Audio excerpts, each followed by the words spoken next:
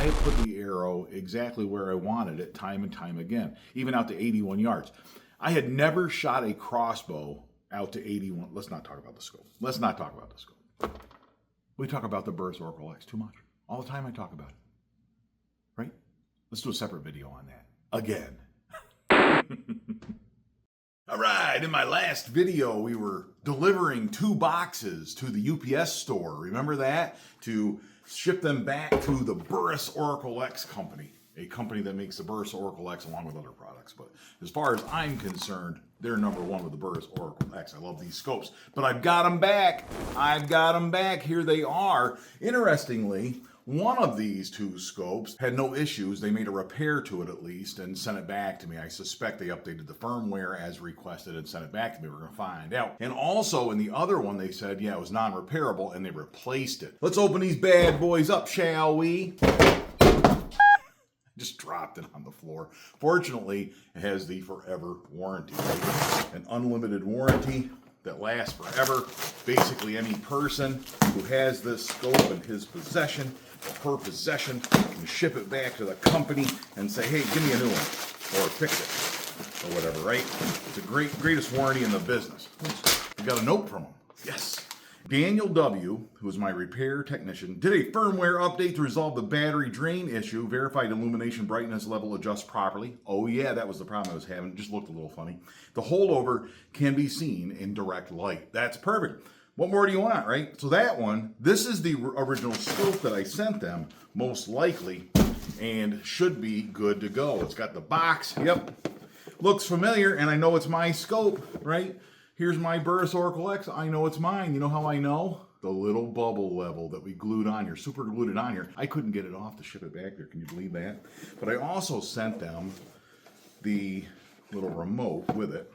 So we are lucky, right? We've got the scope, let's not drop it again, and the remote. We can install that on a crossbow and be ready to go hunting. And that is good news because I have 4 of these scopes, so I'm not too worried about it. But this will go on one of the SWAT X1s so that I can take it to Manitoba to hunt black bears. That's a hunt that Genevieve and I are going on very soon. So I'm excited to share that with you and share the Oracle X's performance with you once again. Oracle X number 2. Let's open this bad boy up. That box opened up. Boom. Ooh, ooh, what do I spy here? This one's different. This one is different.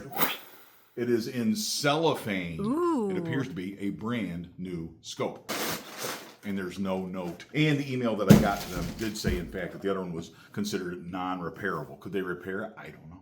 I don't know. But I had stripped the set screw. The Allen wrench head, I had stripped that out. And it's a set screw. It's inside the scope. And pain in the neck. But I did find a workaround for that, right? I did find a workaround. But this one, they've replaced it entirely because you can't really fix it once I stripped it out there. That was on me. But the beauty of the forever warranty, right there, you see that?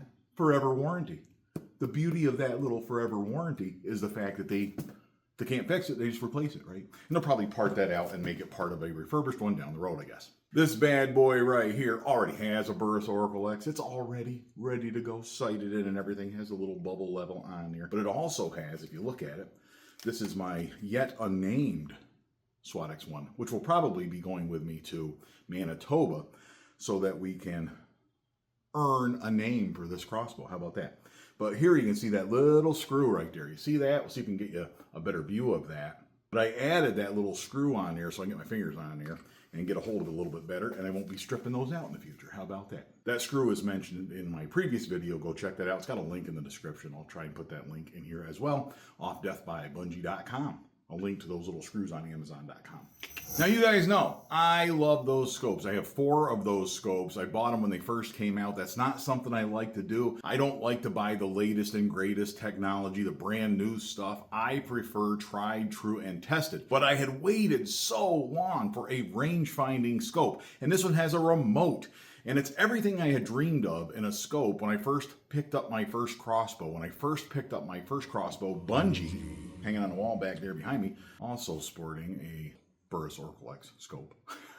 But it was my dream scope, even when I first picked up my crossbow. I was using the rangefinder and using the crossbow. Why do I have a scope and a rangefinder? Why don't they combine the two? It seems like that technology would be available. Even back then in 2010, it just seemed like that was an obvious thing. Fast forward to a couple years ago and boom, they start making these range-finding scopes, and now there's a bunch of options out there, including another new one coming soon that I hope to test here on Death by Bunjie. In my last video, I also talked about don't be a fanboy. That is the enemy of progress when it comes to crossbows, pretty much the enemy of progress in any industry.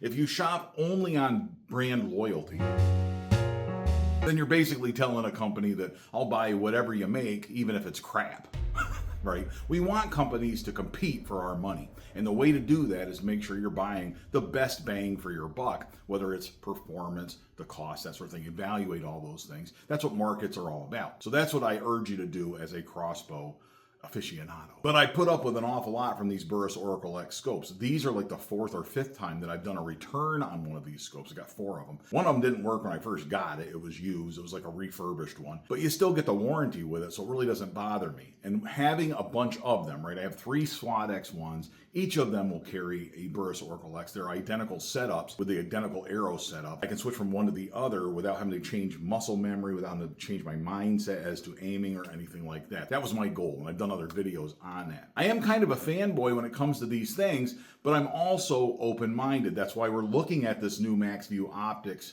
Certus scope when it comes out. If it is a little bit lighter, if it's cheaper, if it's smaller, faster, denser, lighter, cheaper, then I certainly am willing to upgrade when the time comes, and I have been totally open about that fact. There will be a product down the road that suits me better than the Burris Oracle X, and I will switch at that time. For now, the point of this video that I want to make is, right now, in the spring of 2025, the Burris Oracle X, in my opinion, is still the king of the hill. And there's one big reason for that. As I started looking at these other scopes, I got a feel for it that, hey, wait a minute, the Burris is a little different. When you're in a backyard, it takes a little time. You got to sight it in perfectly for 20 yards, and then you've got to true it at 32 yards, let's say, or 50 yards and 75 yards or what have you, up to 4 different truing points. And the Burris appears to be, in my mind, the Burris was sort of collecting that data and memorizing it and creating a trajectory, an algorithm for that arrow. It turns out that is special. Just to verify this, I actually did email Burris about this, the company, and they responded that yes, the Oracle X will be arrow specific. You aren't going directly off the speed per se. Basically, what you are doing is plotting points on a graph through the truing process to teach the scope how your arrows are curving through the air, how your arrows are individually arcing through the air. It then takes those points and makes an average across them to build the holdovers for you. So speed does have a factor, but it's not what it's based on. I hope that makes sense. And it does make sense. It's basically taking the various truing points, your 20 yards, your 30 plus, your 40 plus, and your 50 plus, whatever it is, and your 60 plus, whatever it is, right? Your four truing points and your 20 yard. And it's building an algorithm based on that. Other than the Garmin Xero X1i, that scope that costs about twice as much and doesn't have nearly the warranty, has a wired remote, and a lot more going on in terms of the digital factors in that. It's a great scope. I am not knocking it. I'm just telling you, for me personally, the Burris has the basic stuff that I want, the range-finding scope. Those two scopes, the Burris and that Garmin, actually do have individualized arrow setups. The other ones are basically speed scopes with a dot on the reticle to show you where to aim, right? And some of them, like the Buck Ops scope, don't even give you the dot to aim with. It basically just has a rangefinder built into the scope, so you don't have to have 2 devices, which is cool, right? But when there's other options available, and for the same money, I mean, you can get a Burris Oracle X now. I just checked on eBay, under $700, right? For a brand new one. I think it was $699 for a new one. And you could buy a used one and get that forever warranty. It makes no sense to me personally to go buy a Buck Ops for roughly the same money when you don't even get that dot, right? You don't get an individualized dot on the screen that tells you where to aim. Other people are touting the DNT Zulus scopes, right? That company. Great technology. I will say the video quality that you get from that and the low light performance is astronomical. It's just gorgeous. But they don't have a remote. You had to reach up there and push that button. And it's a rifle scope. It's a rifle scope, not a crossbow scope. So really you're tricking it to work for a crossbow, which is not what I want to do when I have an option that is specifically for a crossbow, right? Like the Burris Oracle X. With that Zulus, for example, you have to upload a ballistic coefficient.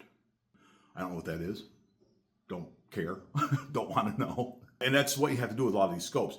Some of them, you have to know your speed at launch of the arrow. And then the scope makes a determination based on that as to what your aiming points are going to be. Does that sound familiar? That's a speed scope. That's old technology, right? A vintage scope. A vintage scope like this one on Bunjie Jr. Genevieve's crossbow. This is an Excalibur tact zone scope. And once you got your arrow speed figured out, you basically use the speed ring here and dial it into something close to the actual speed of that arrow at launch.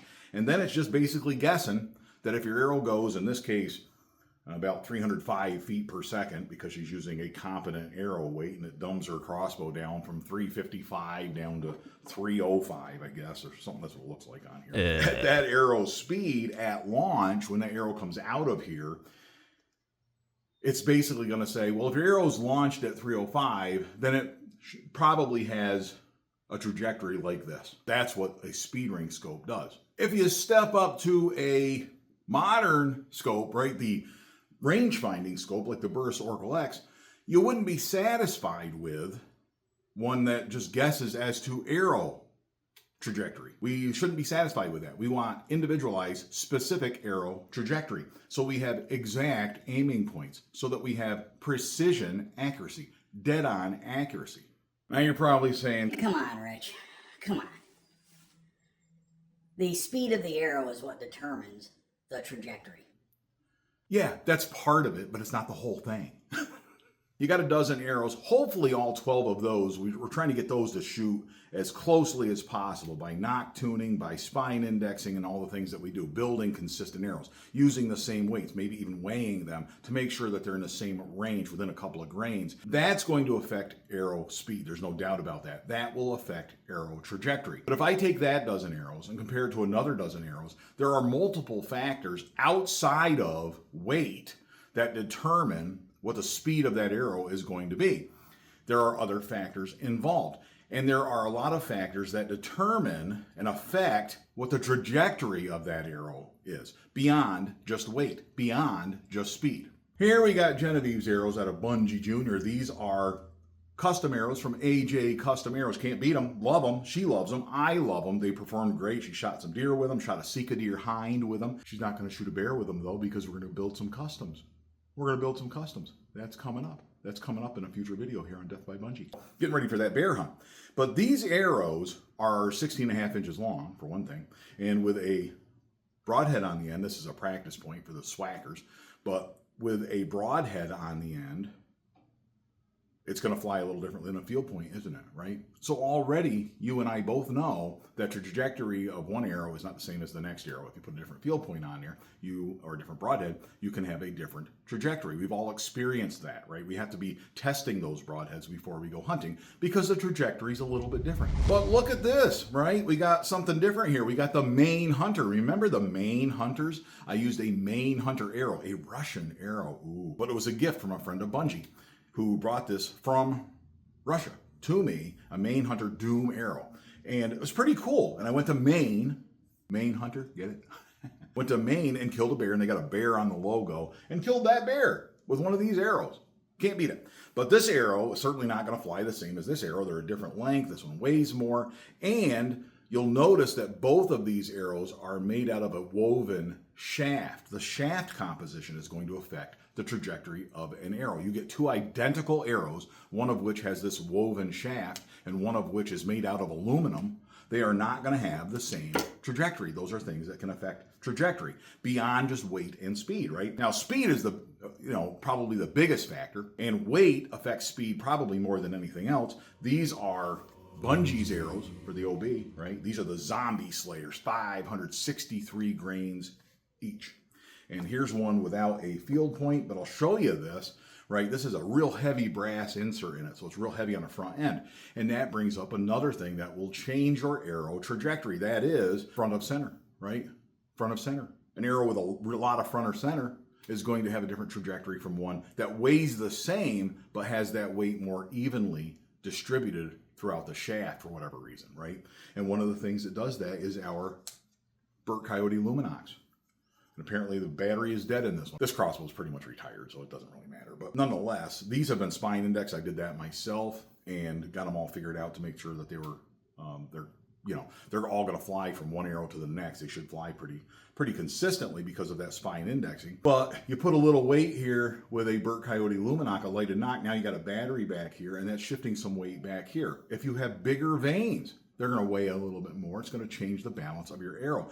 And vanes, if you put helicals on here, that arrow will not have the same trajectory as it will with these offsets, right? If you make a helical on here, you're going to have a lot more spin on that arrow. It's going to change your trajectory. It may slow it down because those helicals catch a lot more air, create more wind resistance, and therefore you're going to have a slower arrow, right? It's going to affect your trajectory. It comes off the end of the crossbow at 263 feet per second on this one, on that real old slow crossbow, but comes off at 260 feet per second or so. But it's going to definitely affect the trajectory of that arrow. These zombie slayers also are very heavy spine, brittle, so to speak. Some people call them a brittle arrow. They don't bend hardly at all, but they are not woven, right? So that's also going to come off of that crossbow a little differently, probably handle the range differently.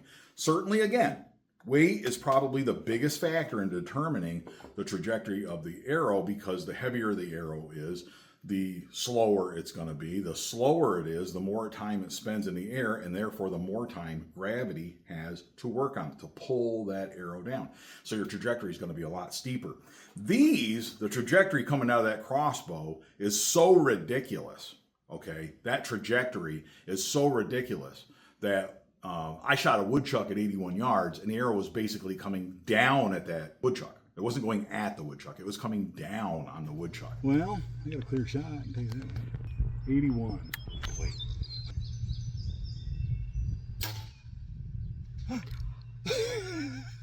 But without precision accuracy, we cannot make a shot like that.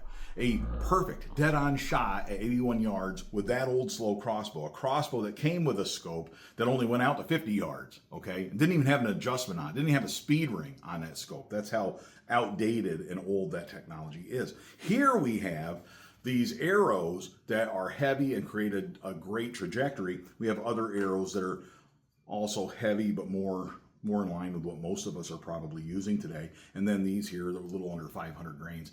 We have a big variety of arrows here, just as you do. Hopefully, the arrows that you're using for your crossbow generally all shoot the same, right? They're going to have the same trajectory from one arrow to the other because you're choosing arrows that are matched as closely as you can. You buy a dozen of them and you tinker with them, right? Done other videos on that. But you tinker with them through knock tuning and spine indexing and what have you, and weighing them to make sure that they all shoot the same. Get them as close as possible in your 60-yard backyard. But that doesn't mean that going from one arrow to another set of arrows is going to have the same trajectory, even if they weigh the same and the speed at launch is the same. There are other factors at play. At launch, some arrows are going to come out of there and fly like all the other 360 feet per second arrows.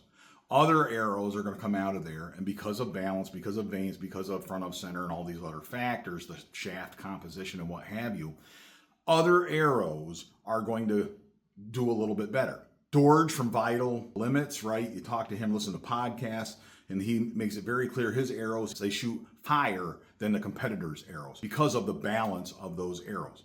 So his arrows are not going to really like a speed scope. You understand? It's going to be a little different, right? Even if they shoot 400 feet per second, they're going to shoot a little bit higher than other 400 feet per second arrows.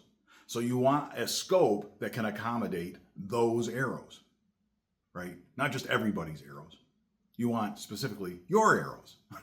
And that's what the Burris does. The speed ring scopes are saying, well, if it shoots 400 feet per second, then the arrow's trajectory should be pretty close to this, right?